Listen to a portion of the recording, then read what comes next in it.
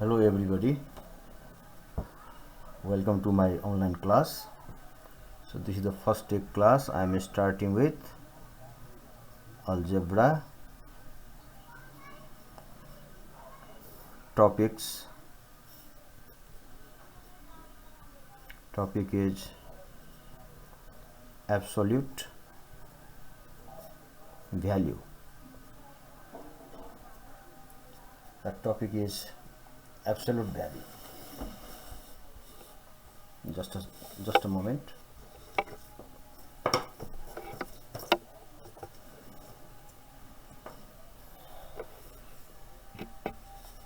Yeah. So by definition, let's see x is any number, and if you write this way under modulus, it is written as modulus of number x. X is any number. This is also called the absolute value of the number x. Absolute value of the number x.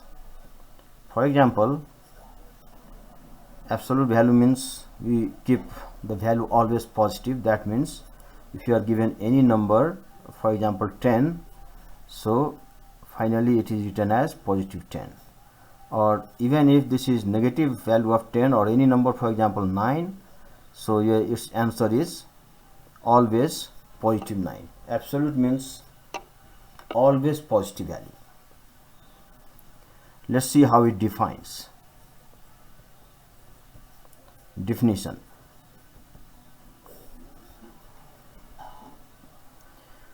Definition means if you write absolute value of x, that means you are that equals to x when x is greater or equals to 0. That is if x is positive. For example, x can be 1, 199, 22, etc. Any number like this. And the same thing is equals to -1 when x is less than 0. That is x is negative. Negative number means x can be -1, -2, -19, -121, like this. But how we can connect this definition to the given positive and negative number? For example, I am taking the same number 10. You can take any number other than this 10, maybe 2, 20, 29, anything. So let's see. For example, I'm going to find absolute value of 10. So by definition, that is going to be positive 10, since 10 is greater than 0. This is positive number. And if you are going to take negative 10, then by its definition, in place of x there is 10, so we write here x only. Here in place of x there is negative number, so what you write here, that means this is going to be minus x. Now this is minus and x, this x is inside this absolute sign, so we write here -10. So if you are talking of x or x, this is inside the number. Inside the number x means that is this x is positive. This is it gives you positive result, and if x is negative, for example -10, it gives you the minus x. So in place of x it is -10. So we write in place of x it is -10, and hence it is 10. Similarly, if you take any number, for example -17, so here since -17 is less than 0, this is negative number. That means what you write here, negative number means minus x. So it is minus, in place of x there is minus 17. So final result is going to be 17. Similarly, you can see minus 9 equals to 9, plus 3 equals to 3, and if it is minus 3, it's again going to be 3 by using this definition. Now there are some other important feature of this number. Let's see if any number, absolute value of that number is a squares, then what happens? It is found as this is also the positive square, because a square is always the positive. For example, if you are writing 21 square, it is going to be 21 square. And if you are going to write minus 16 square, for example, that means what we have actually, if you split it, it is minus 16 times minus 16, and finally it is 16 times 16, and hence it is 16 square. Therefore, in each case, if you have any number, whether a is negative, where a is negative, positive or negative, in both the cases, if you square that number, you will get the result in positive square.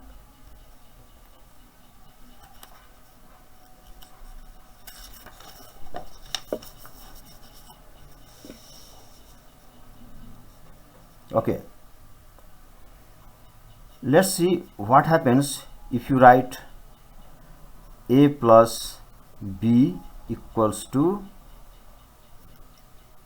a plus b. Is it true to write? Let's check. So I am taking here a plus b square, and that can be written as a plus b whole square, since just now we had seen that absolute square is the square of that number. So I have used this property of absolute number when we square them. Now you can expand it, so it is a square plus 2ab plus b square.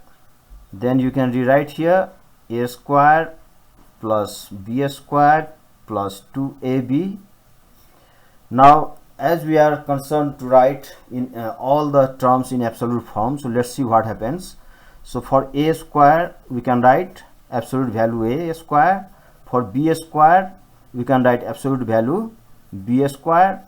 So here, since absolute x square is equals to x square, so we can write in either way.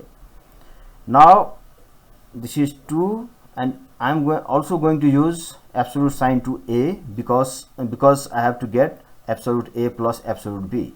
So if I write absolute value of a in place of a and in place of b, if I write absolute value of b, then what happens to this sign?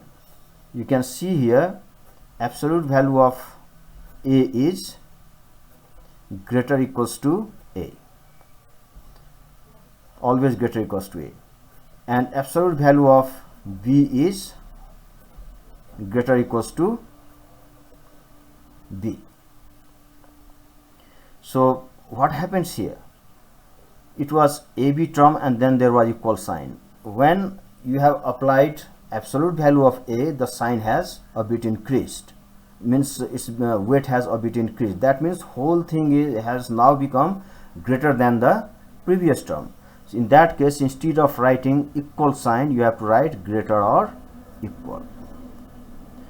And then if you go further, then what happens here? That means suppose this is term a and b, so a square plus b square plus 2ab again is a plus b whole square. So in place of a there is absolute a, therefore I am writing b square. Therefore you have a plus b whole square less or equals to absolute A plus absolute B whole square, that is A plus B whole A plus B. If you remove the square, eliminate the square, then this is going to be equal to less or equals to absolute A plus absolute B.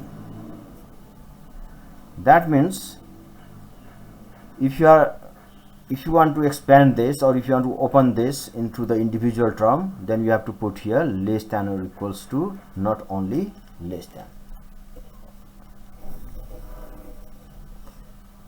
Can you explore how is it possible? So I am just leaving it to you to explore that, how these terms are valid. Now let's check for another thing also. So I write it here, result number 1. Now in result number 2, let's check.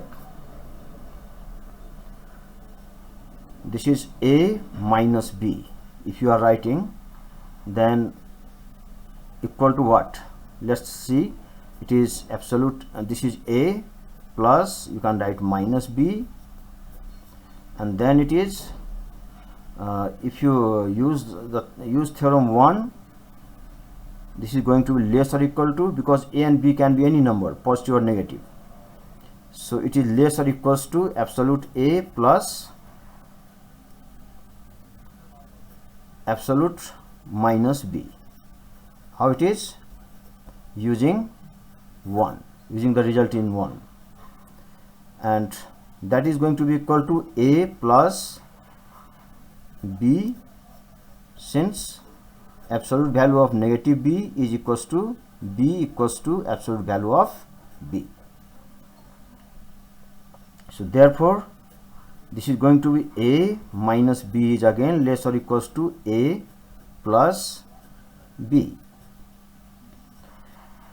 Now the third result for the same term A minus B, it is found that this is going to be greater or equals to A minus absolute value of B. So can you see what is the difference between these two? When you put minus sign here, the term the sign is now greater or equals to. So can you try how? So I am giving you reference that take A minus B whole square, expand it just like we had done here, and then try to get this result.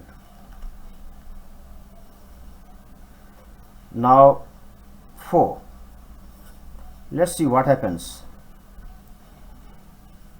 We have already seen that if A is any number, if you square it, its result is always a square. If you like to see with example, for example, say it is, I am taking negative number, so minus 8 square. Let's see.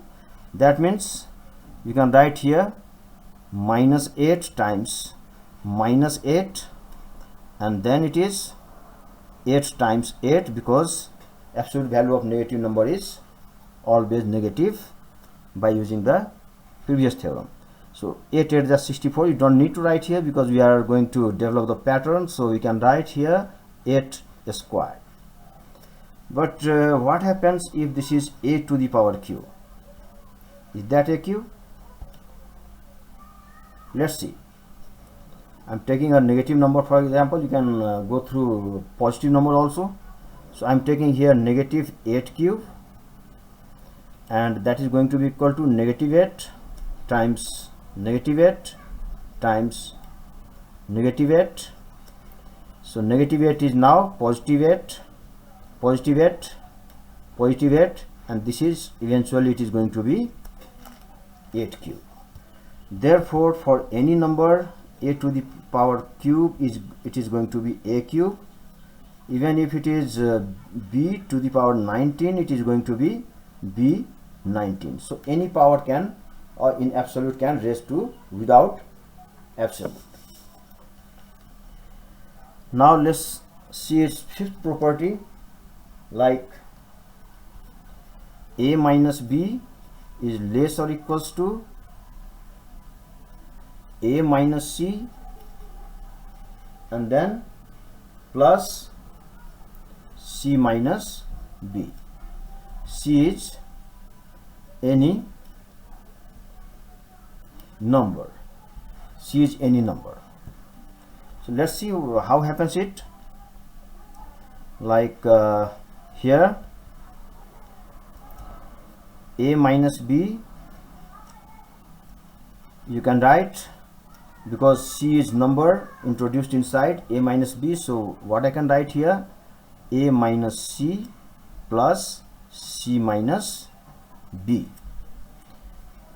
You can write any number if you balance the thing. So here minus c plus c cancel out, so eventually it is a minus c, but we are concerned to relate with the given result. So in that case, further you can write inside the bracket a minus c plus c minus b, and then using the theorem in part 1, for example, say this is one number and this is another number, because addition and subtraction of two numbers is also supposed to be as the single number.